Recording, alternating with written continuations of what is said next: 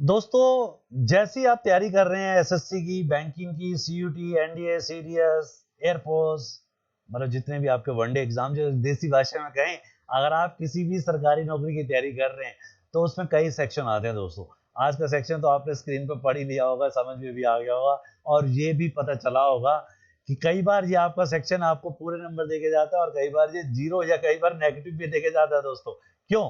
क्योंकि कई बार इस पे एक कहानी होती है दोस्तों। अगर आपका पहला इंजन, मतलब ये जो रेलगाड़ी है 5-6 सेंटेंसेस होते हैं, अगर ये पहला इंजन गलत लग गया तो सारी रेलगाड़ी खराब हो जाती है दोस्तों। और अगर पहला इंजन सही हो तो कम से कम एक नंबर तो आता ही दोस्तों, दो तो तीन तो आते ही हैं। तो दोस्तों ये आज का सेशन जो है ये आज आप करने जा रहे हैं, जिसका नाम है पैराजंबर। कुछ लोग इसे सेंटेंस रीअरेंजमेंट भी कहते हैं, कुछ रीअरेंजमेंट भी कहते हैं। तो दोस्तों मेरा नाम है योगेश कुमार और लास्ट 15 सालों से मैं मुखर्जी नगर एरिया में ऑफलाइन क्लासेस दिल्ली में ले रहा हूँ और उम्मीद करता हूँ कि अब इसी यही प्यार आप मुझे ऑनलाइन में भी देंगे। और दोस्तों अगर आपने चैनल सब्सक्राइब नहीं किया तो दोस्तों चैनल को जरूर सब्सक्राइब कर लीजिएगा, यही हमारा एक छोटा सा रिवार्ड होता है।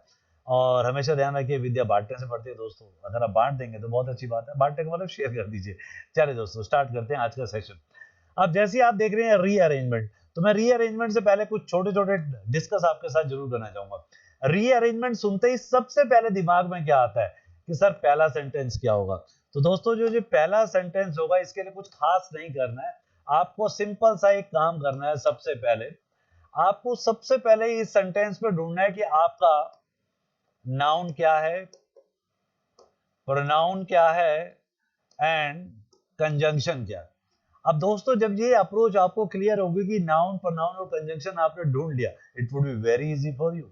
अब देखिए दोस्तों दूसरा काम क्या करना है। दूसरा काम आपको ये करना है, आपको इस सेंटेंसेस में ढूंढना है कि डिपेंडेंट कौन सा है और इंडिपेंडेंट कौन सा है।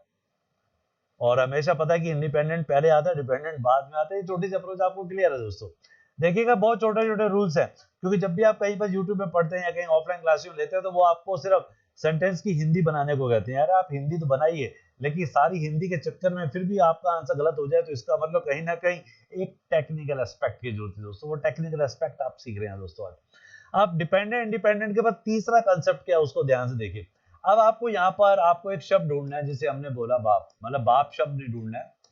अब आप सोचेंगे सर ये क्या है बाप और बेटा, तो दोस्तों कुछ नहीं है। बाप मीन्स आपको नाउन ढूंढना है और बेटा मीन्स प्रोनाउन ढूंढना है। ये छोटी सी अप्रोच ध्यान रखनी है।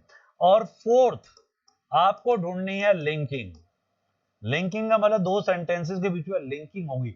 अभी देखिएगा आप ये चार रूल एक बार अपनी कॉपी में लिख लीजिए, आपको क्लियर हो जाएगा।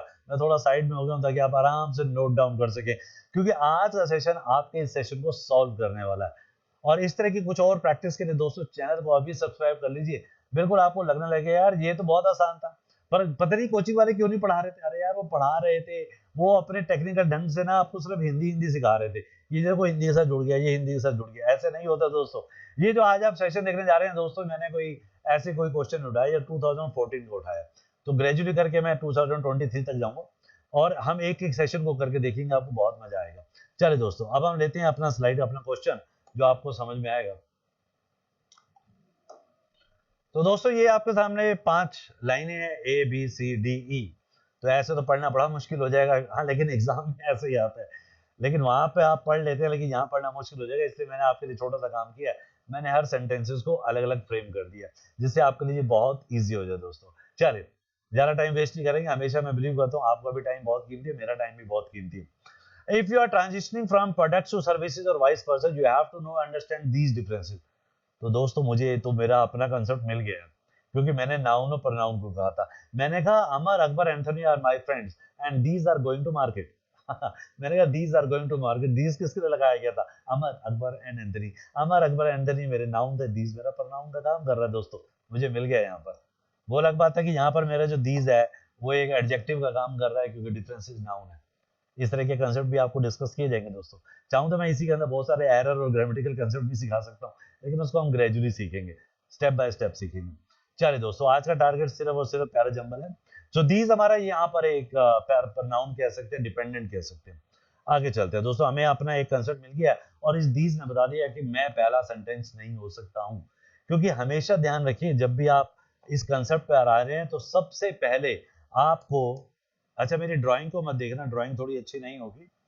आपको ये क्लियर करना है शायद मैं ये व्हील्स बना रहा हूँ और ये मैं छोटी सी एक रेलगाड़ी बनाई है मैंने, तो ये रेलगाड़ी है दोस्तों। तो इसका जो सबसे पहला वाला कंसेप्ट है दैट इज कॉल्ड इंजन। तो आपको सबसे पहले इसी इंजन को फोकस करना है दोस्तों, it would be very easy, ध्यान दीजिएगा।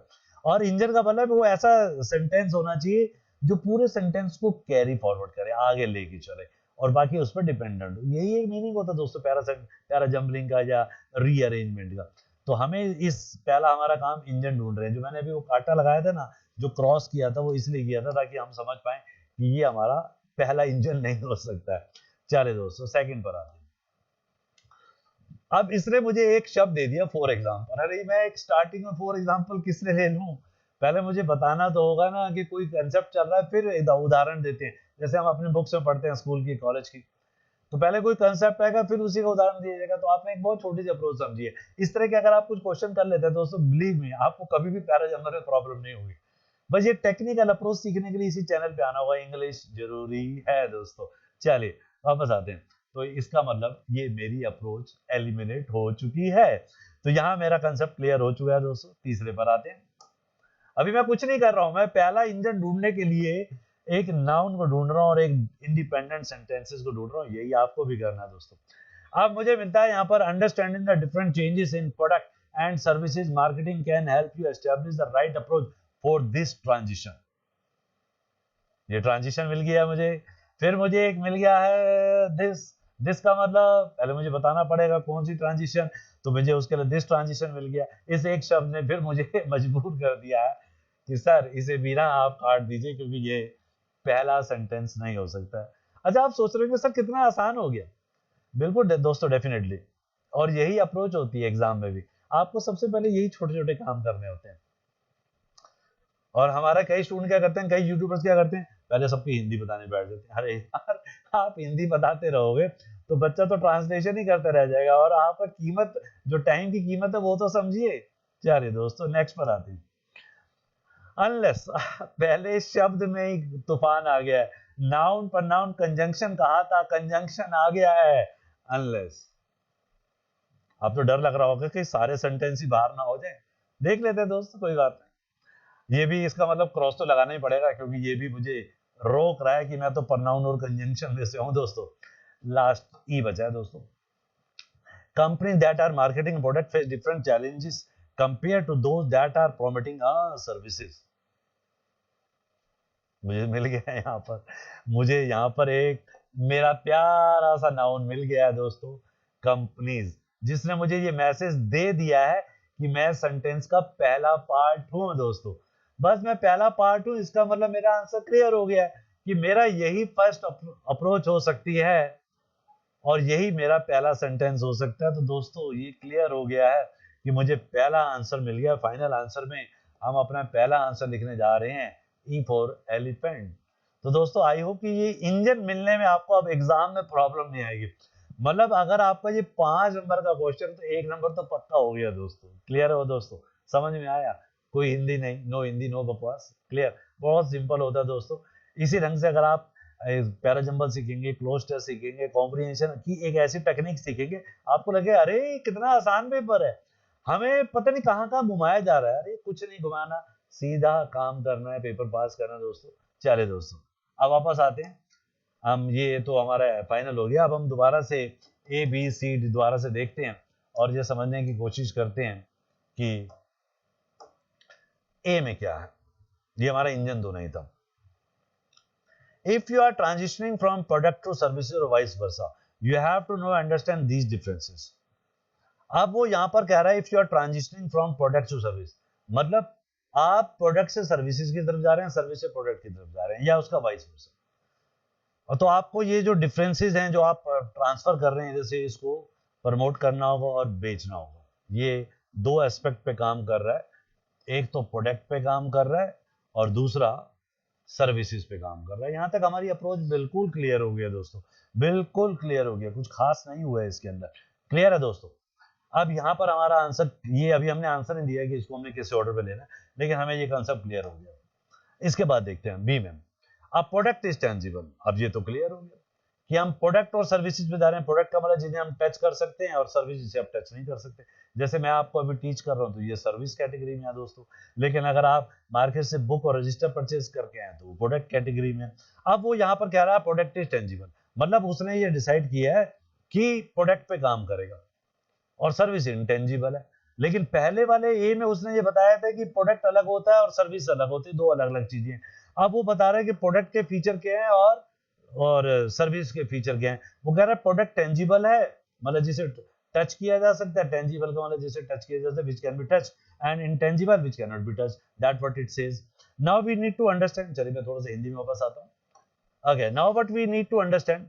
अब जब हमें ये समझ में आ गया है, डिफरेंट चेंजेस समझ में आ गए, तो मार्केटिंग कैन हेल्प, हमें मार्केटिंग हेल्प कर सकती है कि हमें ये ट्रांजिशन क्या करना होगा। ये दिस ट्रांजिशन की बात कर रहा है। इसके बाद हम देखते हैं क्या करना है हमें। अब अनलेस, अब हम वापस आते हैं, हमें सारा कंसेप्ट क्लियर हो गया है। अब हमें क्या करना चाहिए दोस्तों, मैं आपके लिए छोड़ता हूँ। क्या आप सोच पा रहे हैं कि क्या करना चाहिए? अब हमें सबसे पहले यही तो नजर आ रहा है कि पहले प्रोडक्ट या सर्विसेज पे जाएं, फिर प्रोडक्ट पे जाएं।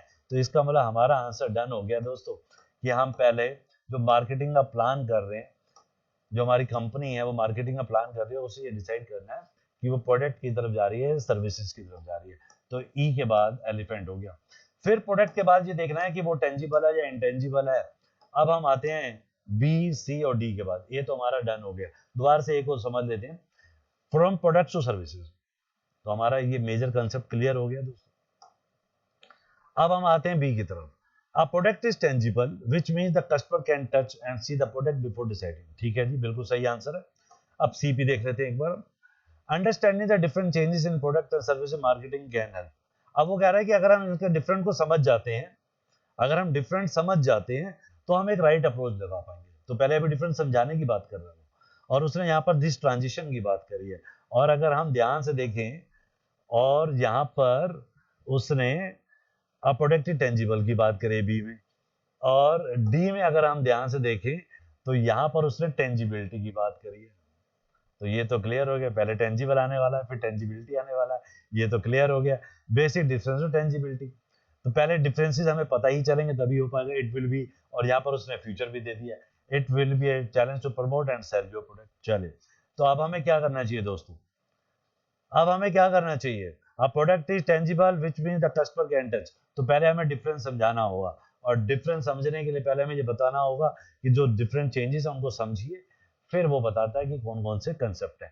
तो हमारा आंसर डन हो गया दोस्तों, बिल्कुल डन हो गया हमारा ई ए सी। यहाँ तक हमारी अप्रोच बिल्कुल क्लियर हो गया दोस्तों। एक बार नहीं, दो बार देखिएगा आराम से, आपको बहुत अच्छा लगेगा जी। आपको पता चल गया कि हमें डिफरेंसेस पता करने हैं या मार्केटिंग किस पर करें। अब वो एग्जांपल देता है, अब वो देखो एग्जांपल देता है, प्रोडक्ट इज टेंजिबल। अब वो समझाने की कोशिश कर रहा है कि एक प्रोडक्ट टेंजिबल वो होता है जिसे टच कर सकते हैं। तो इसका मतलब हमारा आंसर डन हो गया दोस्तों। अगर हम सी में देखें तो वो कह रहा है कि पहले डिफरेंट चेंजेस को हमें समझना होगा, जो हम मार्केटिंग हम कर सके, राइट अप्रोच कर सके। तो इसका मतलब हो गया हमारे पास, हमें यहाँ पर अब आ जाना है, ई ए सी के बाद बी पर आ जाना है दोस्तों। अब देखिए बी भी एक बार देख लेते हैं। बी में उसने फॉर एग्जांपल दे दिया जिसकी हमने सी में बात करी थी। अब बी पर आ गया। बी में क्या कह रहा है वो, the product before deciding to make a purchase and a service is intangible, और सर्विस इंटेंजिबल है। अब हम इसको देख लेते हैं।